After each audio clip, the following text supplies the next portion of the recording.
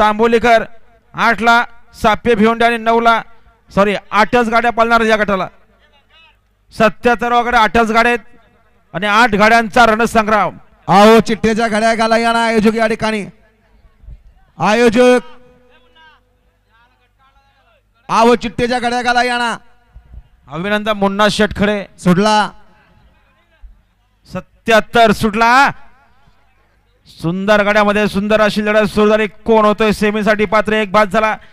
इकडे बघा सुंदर अशा गाड्या पालतायत. कोणाच्या नशिबी गट आहे. हा एक सारखा जोड आहे. ड्रायव्हर पण तसाच. राम लखन पळाला.